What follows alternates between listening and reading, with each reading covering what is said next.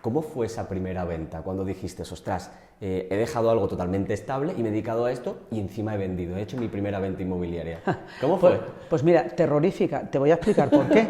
Os voy a explicar claramente. Mira, hace 40 años el sector inmobiliario no es un sector profesionalizado y el sector inmobiliario había muchísimas irregularidades, muchísimas. Y se trabajaba muy a bulto, sin tener conciencia realmente del servicio, de la atención al cliente, y había mucha falta de conocimiento y se acometían alguna que otra atrocidad. Entonces, mis dos primeras operaciones fueron, digo terroríficas, bueno, es que fueron sin beneficio, porque tuvimos que arreglar dos operaciones que habían de dos clientes que les habían embarcado en un problema, otros profesionales. Entonces tuvimos que deshacer ese problema, arreglarlo, y no nos podían pagar, no podían pagarnos honorarios porque no tenían dinero. Entonces, claro, imagínate las primeras operaciones. Wow. Y encima no te pueden pagar. Uno de los clientes me regaló un juego de café y otro cliente me regaló un juego de copas, pero claro, con eso no se pagaba la publicidad, no se pagaba nada. Esos fueron mis primeros comienzos, ¿no? Las primeras dos operaciones de Vivienda 2, que fue realmente curioso, ¿no?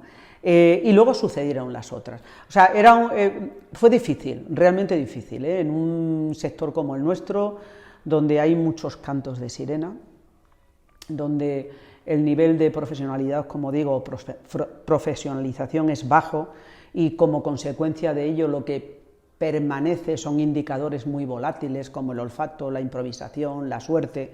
Bueno, pues es muy difícil mantenerte, ¿no? Entonces el reflejo que tienes ahí fuera pues es un reflejo que no es la realidad. Yo me acuerdo que al tiempo que yo emprendí había otros compañeros en otras partes y tal, no, nosotros hemos vendido tanto, no, y yo, claro, yo me encontraba con que yo no había vendido tanto, no éramos capaces, mi realidad no se reflejaba en lo que me contaban. Hablo de los cantos de sirena precisamente por eso, ¿no?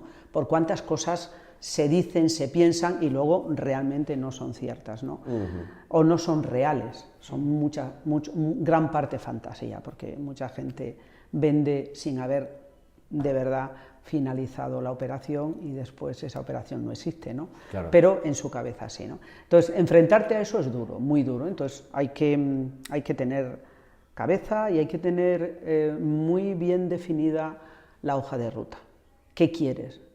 ¿A qué te dedicas? ¿Y por qué lo haces? O sea, eso es algo muy importante. Para mí, muy importante, por ejemplo, es definir la misión y la visión de tu proyecto. O sea, en mis comienzos, aunque yo no tuviera idea de lo que aquello significaba, porque era muy joven, mis comienzos yo sí que tenía claro lo que antes te he comentado. Yo no me quería cruzar de acera. No cruzarte de acera lleva implícito un nivel de compromiso muy alto. O sea, yo me quería enfrentar a mi cliente, hiciera como hiciera mi trabajo. Si lo hacía mal, tenía que aguantar el que me llamaran la atención e incluso no cobrar mis servicios. Y eso ayudó bastante. Bastante. ¿Cuál era el puerto de destino? Promover beneficio y utilidad al bolsillo de mi consumidor. ¿Y de dónde estaban establecidos? ¿Por dónde pasaba la ruta de mi cuenta de resultados? Pues solamente por promover ese beneficio al bolsillo del consumidor. Si ellos ganan, yo gano. Si no ganan ellos, yo no puedo ganar. O sea, esto es un corto... O sea, si el cliente no gana, tú estás muerto. ¿Entiendes? Tú no puedes permanecer en el tiempo. Es tan simple como eso, ¿eh? Realmente las cosas son mucho más sencillas de lo que la gente piensa. Totalmente. Bastante más, ¿eh? Nos complicamos la vida de una manera... Y no, si tú das a ganar a otro, ese otro te mantiene en el tiempo, créeme. Porque le eres útil, le eres beneficioso. Y de ahí es de donde nace, realmente donde han nacido la mayoría de las especializaciones. Hace, ¿cuánto? 100 años, ¿por dónde iban los dentistas? Iban en burros, en mulas... Pueblo por pueblo, te habían adquirido unas habilidades para poder sacar una muela o para poder, ¿sabes?, sin dolor, ¿sabes? ¿Y cómo es que hoy son una especialización imprescindible en nuestra sociedad? Pues porque han promovido beneficio a los consumidores, y es el consumidor el que te traslada en el tiempo. No eres tú al final, ¿eh? Qué bueno. Hay un problema enorme que pervierte todo, que es la confluencia de intereses. Entonces, cuando una misma persona atiende a un comprador, a un vendedor, ¿vale?, es muy difícil sostener el servicio. Porque tú vas a un propietario y le dices, venga, voy a venderte tu casa, y le convences. Y le convences de un precio, porque tienes que convencerle de un precio, eres un profesional y tienes que hacerle una valoración de la casa y tal. Y apuestas por ese precio. Y al día siguiente o a los 2 días, esa misma persona, esto es lo que pasa en mi mercado, va con un comprador. Y esa misma persona representa los intereses del comprador, a la par que está representando los intereses. Entonces, claro, te da la vuelta a la cabeza, te vuela, dice, ¿pero esto qué es? O sea, no tiene sentido. Y es que no lo tiene. Tú no puedes defender los intereses de 2. Es imposible. No lo es. Totalmente. Por más que queramos venderlo, por más que queramos blanquearlo, no es posible. Y yo eso lo he tenido siempre muy claro. Mi comercial es un vendedor. Y yo entiendo que mi vendedor, y ahí están ellos, que además siempre hay unas peleas enormes, claro.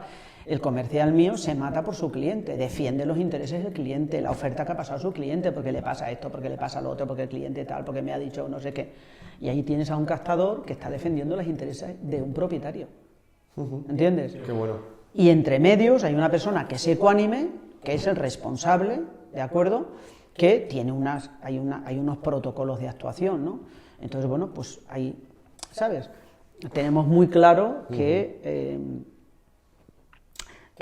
cada uno tiene que representar a cada uno y que cada uno tiene que defender los intereses, aunque te diré que nosotros trabajamos en exclusiva, el primer cliente que firma y apuesta y nos deposita la confianza en Vivenda 2 es el propietario y nosotros vamos a muerte, pero es cierto también que también defendemos los intereses de los compradores, porque son nuestros futuros propietarios, 100%. Es que son nuestros futuros propietarios, es que hay Totalmente. mucha gente que dice, no, yo solamente defiendo los intereses de un propietario, y si defendéis los intereses del propietario, no tenéis por qué defender los intereses, no, nosotros defendemos los intereses de un propietario, por supuesto que sí, por encima de cualquier cosa, pero también los intereses de un comprador.